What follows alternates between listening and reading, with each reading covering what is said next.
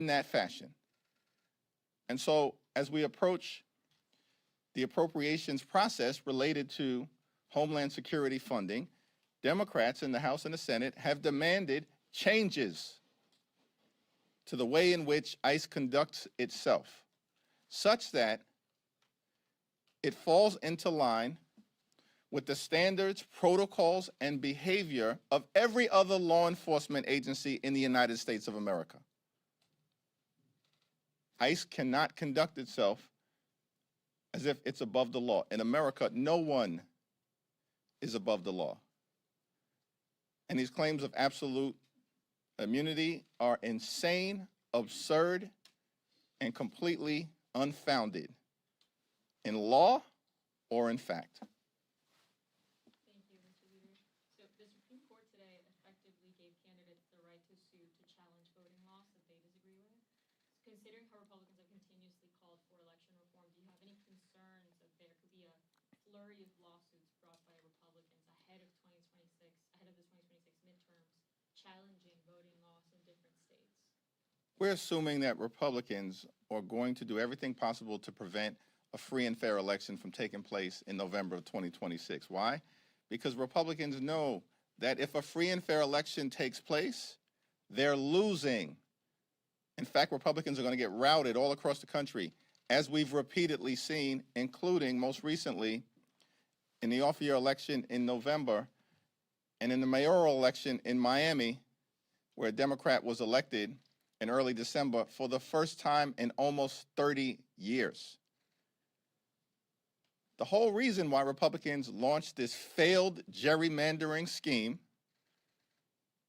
is because they know what we know. The American people are rejecting their extremism and embracing the Democratic vision for making life more affordable for everyday Americans. And so it's clear to me that though their gerrymandering scheme is crashing and burning, despite all the skeptics out there who thought that Democrats in the House were cooked somehow, as if we were going to step back. No, we didn't step back, we fought back. And they started this gerrymandering war. We're going to end it. And we're not going to allow Republicans to artificially maintain their majority in the House of Representatives. We're going to show up and stand up and speak up continuously for free and fair elections, and that's what the American people are going to get on November 3rd, 2026.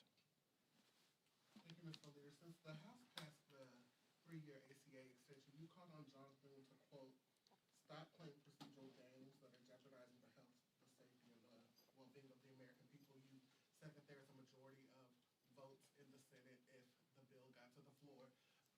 Are you calling for the Senate to get rid of the filibuster to bring forward this bill, since you say that it has the votes to pass if it made it to the floor? The American people overwhelmingly support an extension of the Affordable Care Act tax credits.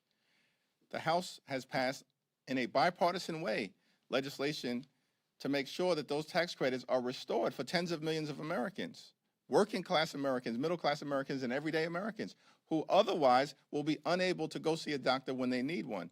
And these are in states all across the country, and disproportionately, red states will be the ones impacted by the failure to restore the Affordable Care Act tax credits. That's the reality.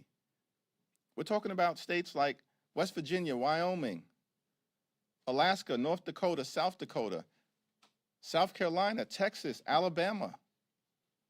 These are the states that are adversely impacted, right at the top of the list. So this fight for us is not a partisan one, it's a patriotic one. We're standing up for everyday Americans. It's not red or blue, it's red, white, and blue, as far as we're concerned, in terms of the fight to extend the Affordable Care Act tax credits. And the reality in the Senate is that a majority of senators, 47 Democrats and 4 Republicans, support a straightforward extension of the Affordable Care Act tax credits, which means that the only thing standing in the way is that John Thune and Senate Republicans are hiding behind the filibuster to erect procedural hurdles to prevent the bill from being voted on in an up or down way. And I'll leave it to the Senate to decide, and my Democratic colleagues, in terms of how to best deal with that procedural hurdle at this point in time. But I've been on record for years now saying that things have to change in that institution if we are going to effectively deliver for the American people. Thanks. Got it? Where are you on the stock ban bill, and what would you say to some in your conference who have argued that it doesn't go far enough, it allows for loopholes for members to still continue to trade despite the intention behind the bill? There are several challenges with the bill as it's currently written, which is why Democrats strongly opposed it in the hearing and markup today. The so-called stock ban doesn't ban stocks. Let's start there. That's a problem as it relates to any meaningful prohibition on trading.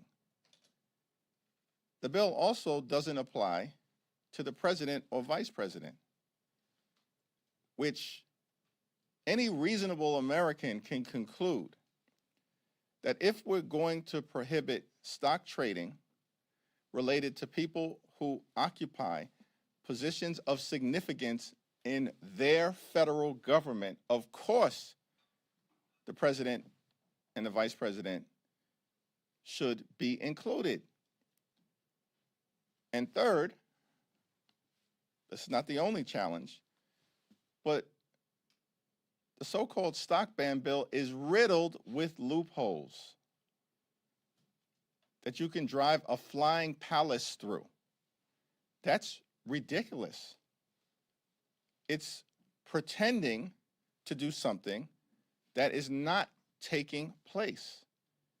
And the American people are correctly demanding that Congress take decisive action as it relates to banning congressional stock trading, so there can be some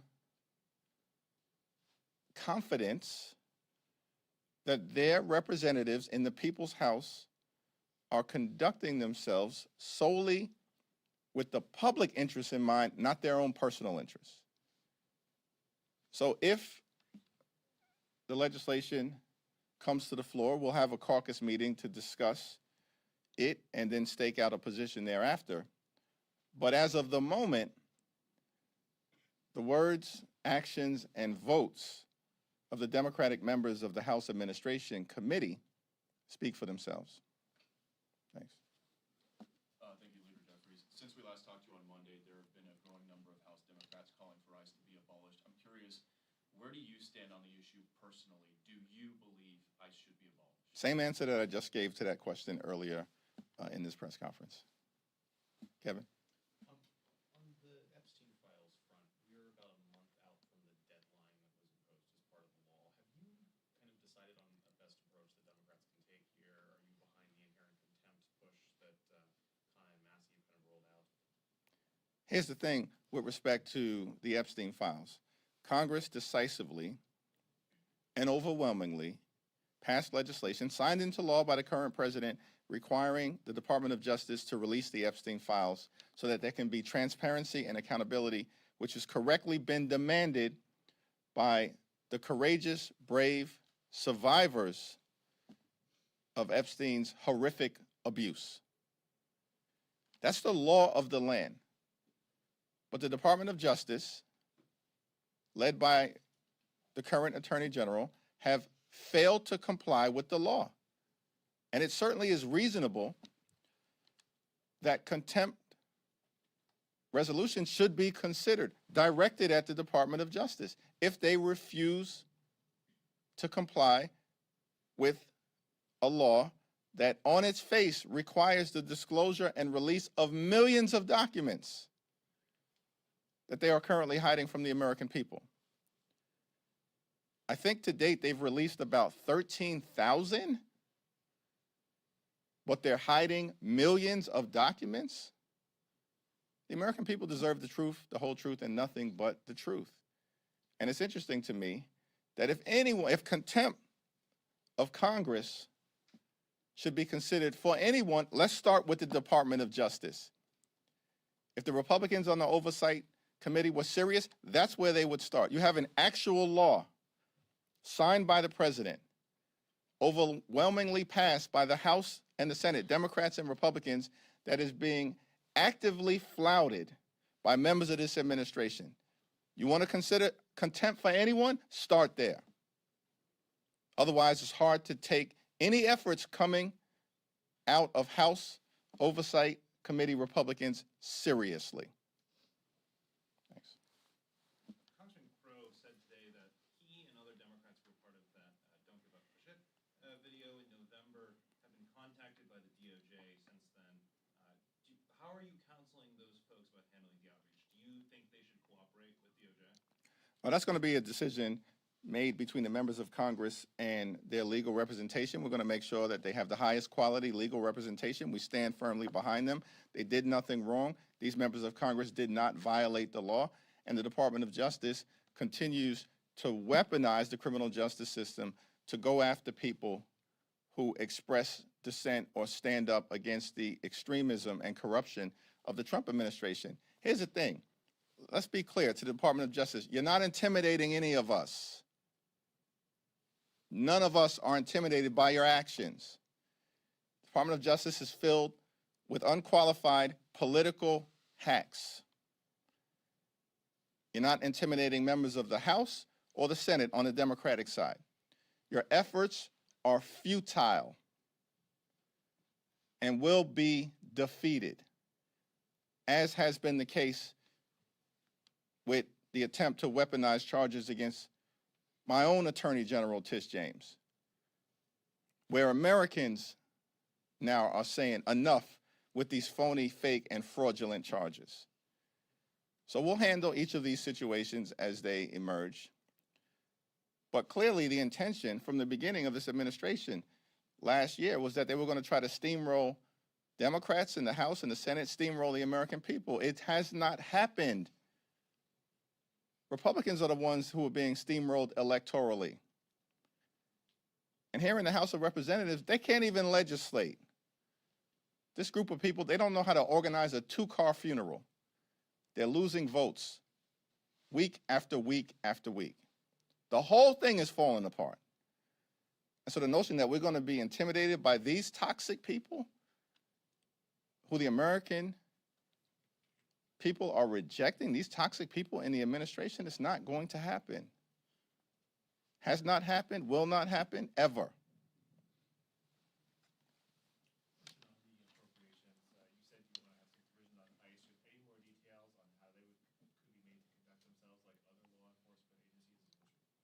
Well, there are a variety of different things that clearly should be done. No other agency is running around communities in the United States of America being masked up. ICE agents should not be masked up. Every other law enforcement agency, when they execute upon their mission, have warrant requirements. ICE should have warrant requirements. Back home in New York City, New York's finest, the NYPD, best law enforcement agency in the world, they all have to wear body cameras, as is the case with police departments and law enforcement agencies all over the country. ICE should be required to wear body cameras. Law enforcement agencies all across the country have policies that limit their ability to storm hospitals, schools, or houses of worship. ICE shouldn't be able to storm hospitals, schools, or houses of worship. There are a variety of different things that can be done that we have put on the table and will continue to put on the table to get ICE under control so that they are actually conducting themselves like every other law enforcement agency in the country, as opposed to operating as if they're above the law, somehow thinking they've got absolute immunity. They don't have absolute immunity. Supreme Court granted immunity, unfortunately, to one person, the President of the United States of America. It's one of the reasons why we've seen this extremism consistently unleashed on the American people, but it doesn't apply to anybody else. So every single one of these people who we see brutalizing the American people, they're going to be held accountable one way or the other, accordance with the law. And the statute of limitations, this is for every single member of the Trump administration, is 5 years.